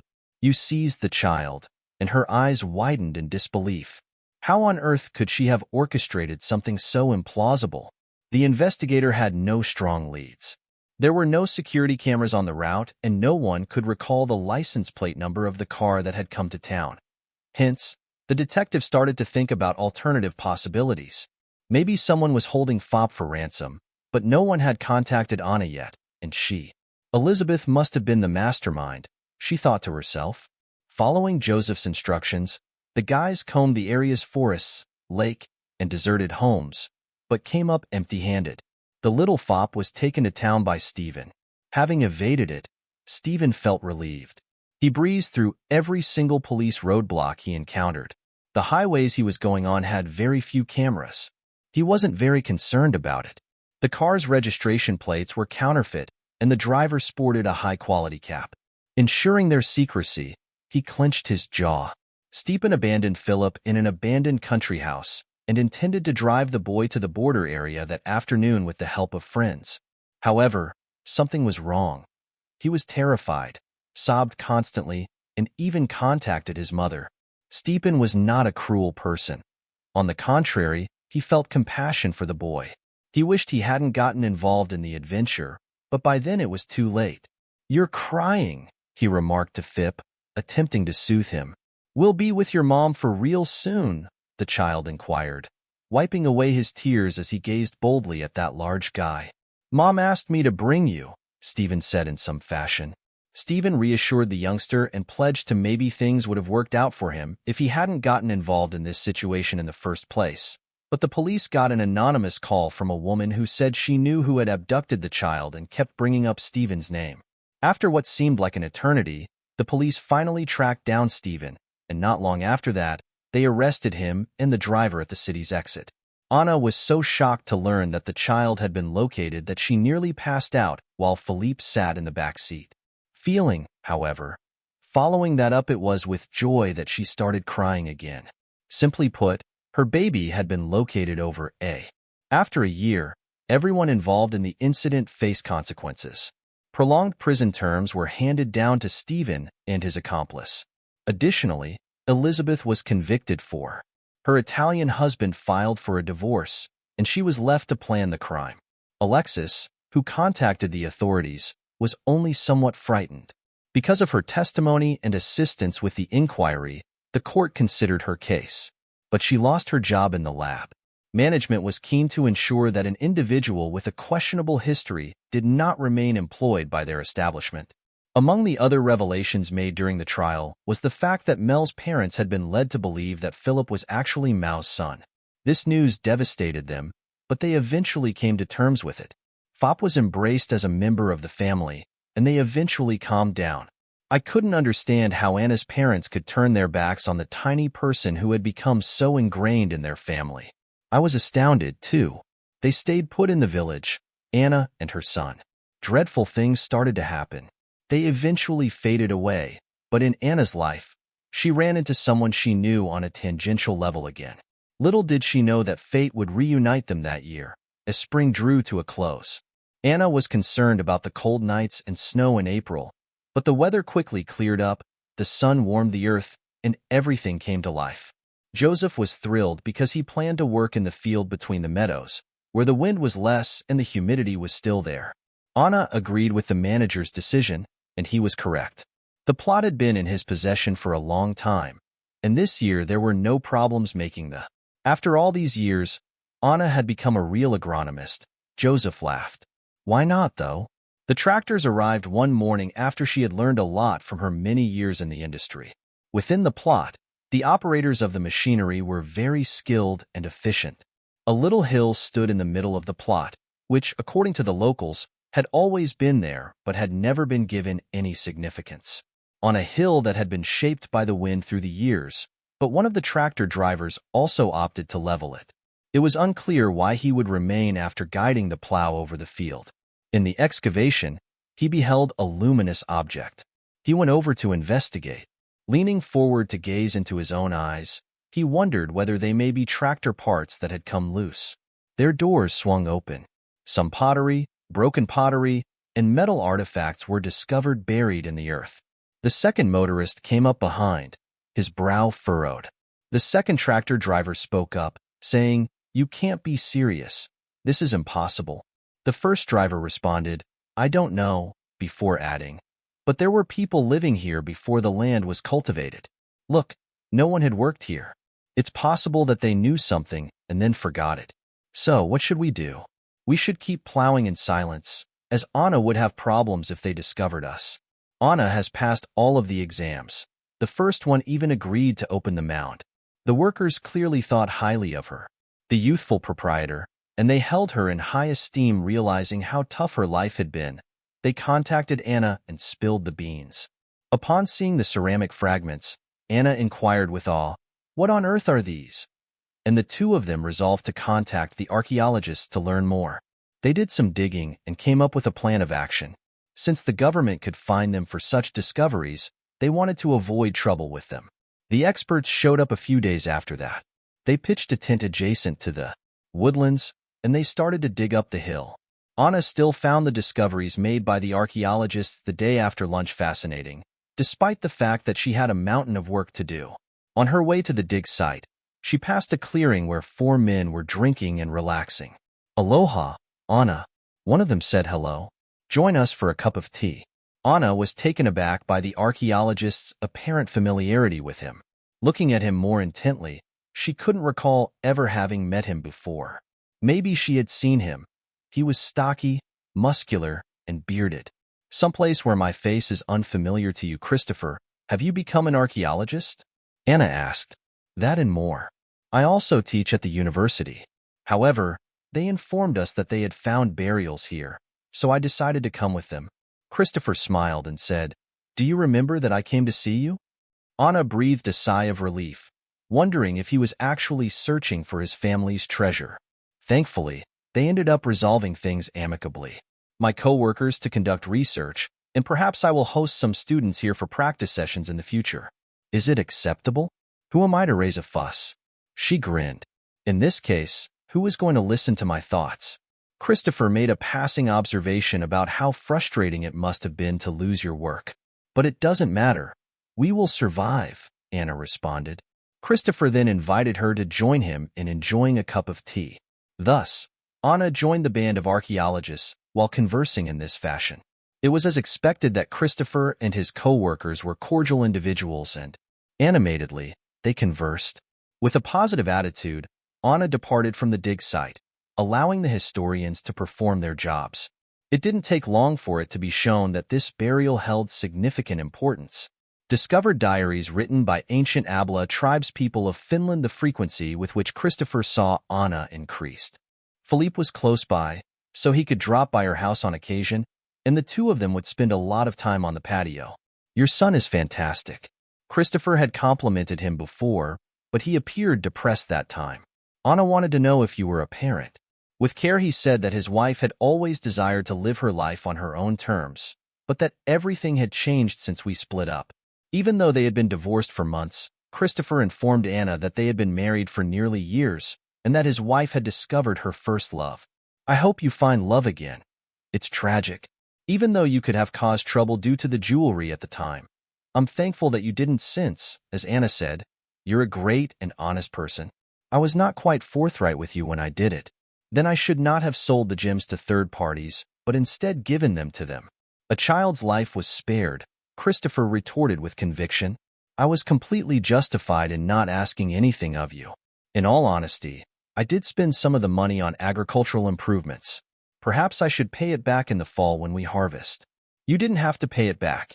It went into developing the land, which in turn created more jobs and a better quality of life in the country.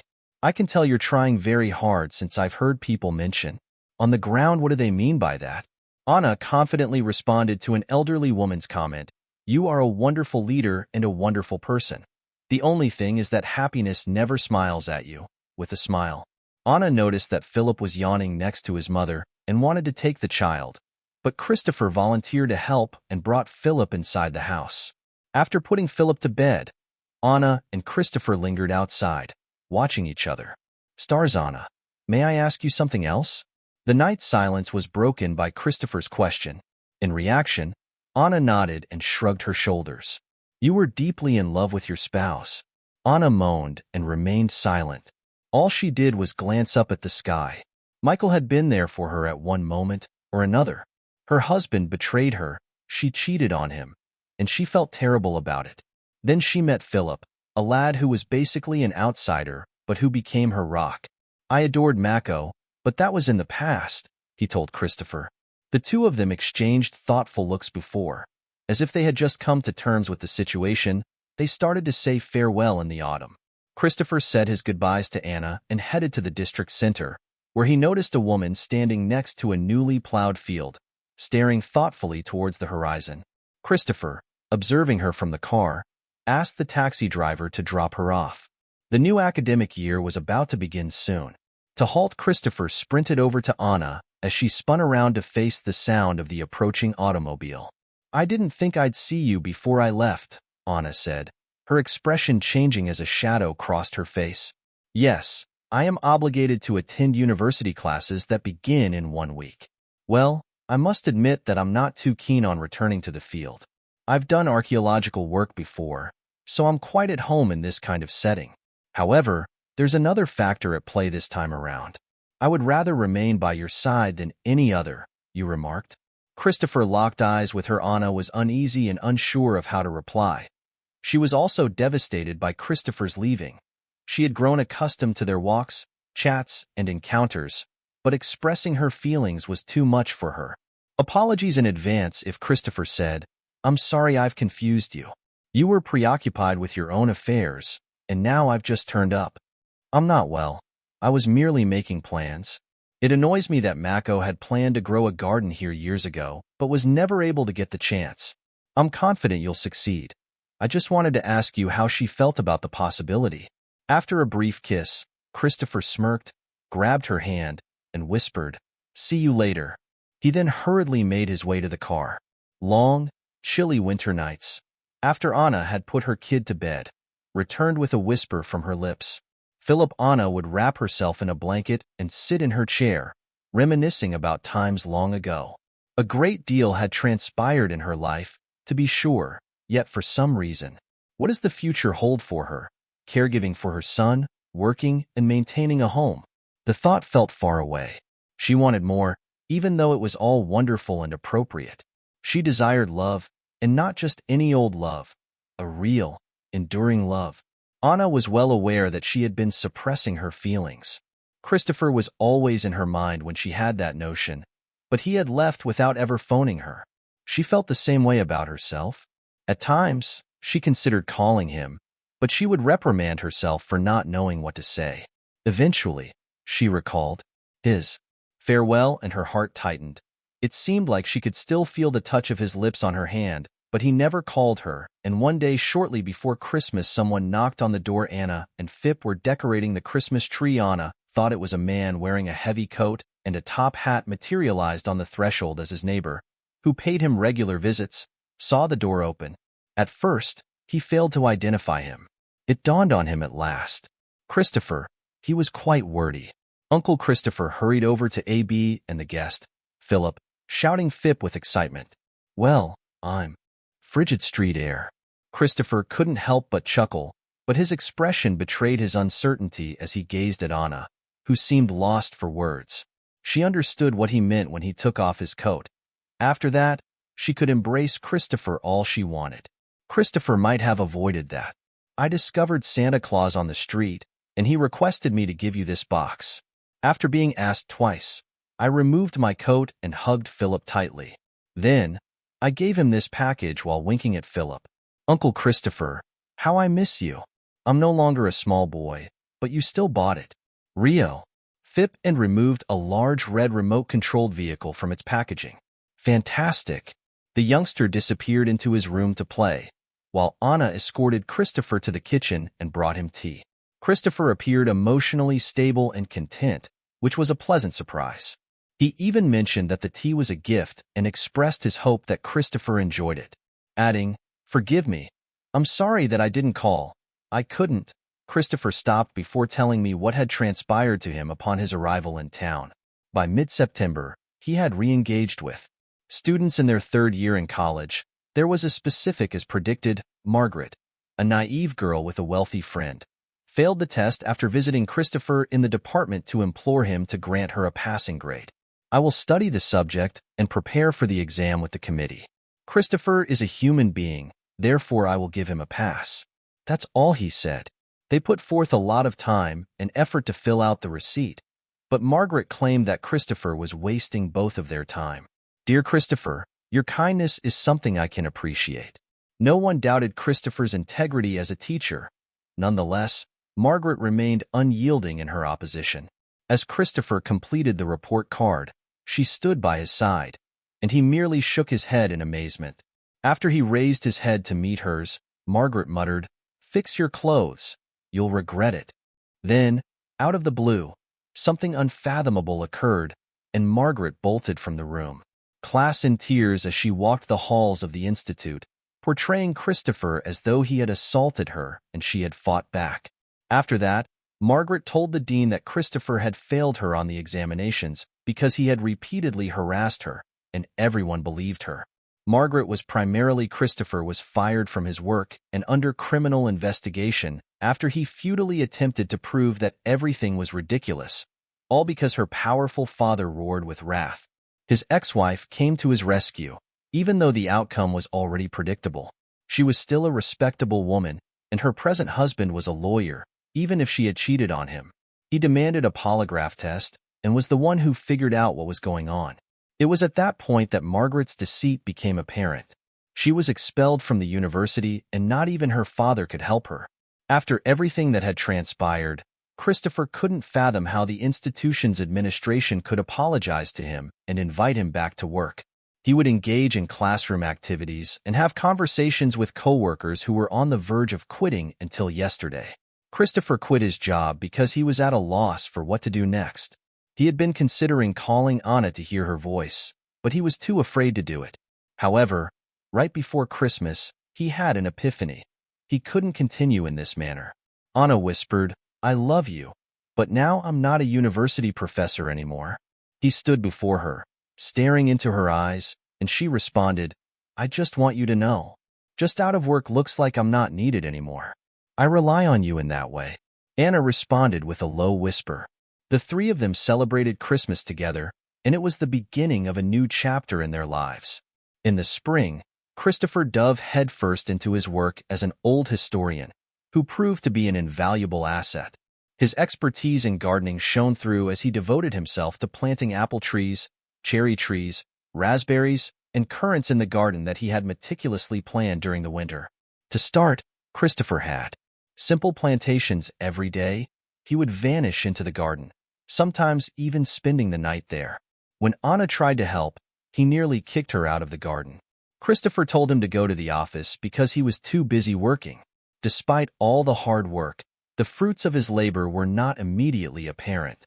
Years later, in the spot where the old field once stood, there were now neat rows of apple trees, their branches curved by ripe cherries. Christopher Iruelos and Perales had a garden full of fruits and vegetables, including grapes, apricots, raspberries, and currants. Not only did locals come here for the produce, but even important officials and visitors from the surrounding area came here on multiple occasions, treating it like an excursion. Word of his garden quickly spread beyond the small town. Despite his exhaustion, the garden had become his life's purpose. Although the meaning of his life was elsewhere in his family, he married Anna immediately after their first New Year together. Anna, too, was first engrossed in the work, but, over time, she began to distance herself and ultimately decided she just wanted to be a lady. Not very reliable, Anna stayed at home more and more, tending to her son and making the farm and field a welcoming place to live. Now that her son had taken over, he was well-equipped thanks to his father's teachings. Anna looked out over the rolling fields, grazing calves, and flourishing garden and wondered if Mako could have imagined her business growing in this manner. Of course, she couldn't help but think of her first husband, Christopher, and how much she loved him. 2 years after his second marriage, Anna had a sudden onset of nausea, vertigo, and other symptoms that made her feel ill. Even though Anna was skeptical, she went to the doctor nevertheless, and "There are always chances," the doctor smiled and said, "Your case shows it." The local clinic doctor was happy for her, but she asked, "How is it possible before they told me there's no chance?" Christopher was elated to hear that his wife was pregnant. He would soon have 4 children. Anna gave birth to a son and a daughter, making Phip very happy, but he was slightly mistaken in his prediction that Anna would be expecting twins in the 4th month. Right now, as the eldest sibling and guardian of his younger siblings, the little boy confided in his mother one day about his greatest fear: whether or not his siblings would continue to love him as much as they had in the past. My beloved son asked, of course, and my little one grinned, telling Anna that our love for him would never fade. When asked why, after a brief pause, Philip broke the silence and admitted that he had been informed about his orphanage by his grandma Amanda, Anna's mother. He was also aware that his father had. Christopher was not the father he was born into. On the other hand, Mom, she sighed and finally nodded, and the youngster overheard his grandma and grandpa talking. The act of taking in an orphan and raising them like a family, according to his grandma, is a symbol of having one's own children. Similar to this, just like in Anna's case, when she adopted him, all was resolved. The fact that his mother had adopted him remained strongly imprinted in the boy's consciousness, even though he didn't fully comprehend everything. For a while, he just sobbed quietly to his mother. When he inquired as to whether or not his father was indispensable to Mom, Christopher joined in, assuring Phip that he was the most precious person in their lives, and his love and care put their fears to rest. Anna had to confess to her son, but she assured him ad nauseam that she loved him and always would. Philip was his mother's primary caregiver. He spent a lot of time reading aloud to Mark and the other children, playing with them, and taking them on walks during the years after Christopher and Anna's marriage. He was pursued by Sydney and Mark. Like puppies, they adored Philip, and he cherished them, and occasionally wondered if she had ever imagined her life would be this way, given that she had assumed there hadn't been a horrible loss that could have broken everything later on. Following that defeat, a hidden truth came to light. The betrayal of her husband could have also ended everything, but she persevered because she had found the strength within herself to be a mother. She had finally become a mother, which was her lifelong goal. The fact that Fop was sick proved it. There are a lot of amazing people out there who are ready to lend a hand. And sometimes there are miracles involving the people closest to us. It was a miracle in his life when he met Christopher. What seemed like a hopeless scenario turned out to be the start of a new chapter. Never in a million years did he think that their meeting would blossom into something more. Even though he had encountered wicked people on his journey, fate had other plans for them. After that, what takes place? Finally, a life of peace and contentment.